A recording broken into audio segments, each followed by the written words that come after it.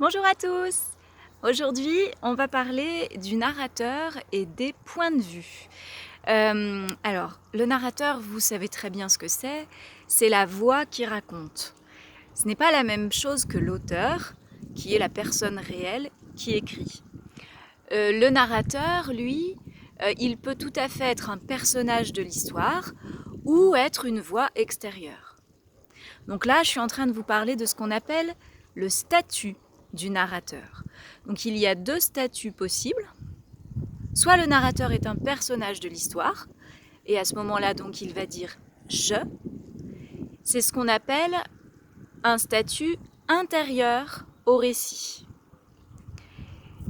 Deuxième possibilité, le statut peut être extérieur, et à ce moment-là, eh bien, ça veut dire que le narrateur va dire « il » et qu'il n'est pas un personnage de l'histoire, c'est simplement une voix qui raconte. Voilà, donc ça c'est le statut du narrateur. Il peut être intérieur ou extérieur. À présent, je vais vous parler des points de vue, qu'on appelle parfois aussi les focalisations. Premier point de vue dont je vais vous parler, on l'appelle le point de vue omniscient. Du latin omnis sciere, qui veut dire tout savoir. Donc ça veut dire que le narrateur qui a un point de vue omniscient, il sait absolument tout sur tout. Un peu comme Dieu, c'est comme si il connaissait le passé, le futur, les secrets d'absolument tous les personnages en même temps, et il révèle au lecteur ce qu'il veut. Voilà. Donc ça s'appelle un narrateur omniscient.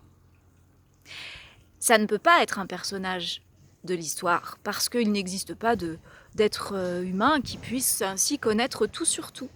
Donc, le point de vue omniscient est forcément à la troisième personne, c'est-à-dire donc avec un statut de narrateur extérieur.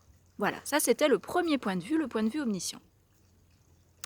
Deuxième point de vue, c'est le point de vue qu'on appelle interne. Le point de vue interne, ça veut dire que le narrateur connaît les sentiments et les pensées d'un seul personnage. Donc ça peut être tout à fait un narrateur intérieur au récit, un personnage qui dit « je » et qui va donc exprimer ses propres émotions, ses propres pensées. Ça, c'est assez courant. Mais ça peut arriver aussi que ce soit un narrateur extérieur au récit qui, à certains moments, révèle les pensées et les sentiments d'un seul personnage. Imaginons, j'improvise une scène de rencontre amoureuse. Lorsqu'il vit pénétrer cette magnifique jeune fille dans la pièce, il ne put s'empêcher de la trouver merveilleuse. Son cœur se mit à battre la chamade. Vous voyez bien que là, on a un narrateur qui est extérieur au récit. Le narrateur dit « il ». Mais en fait, il nous donne accès aux pensées et aux sentiments de ce personnage-là. Et seulement lui. Ça s'appelle du point de vue interne. Et le dernier point de vue, c'est le point de vue externe. Le point de vue externe, c'est quand le narrateur ne sait absolument rien sur rien. Donc il va se contenter de nous dire ce qu'il voit, et c'est tout. Donc la plupart du temps, bien sûr, c'est un narrateur extérieur au récit.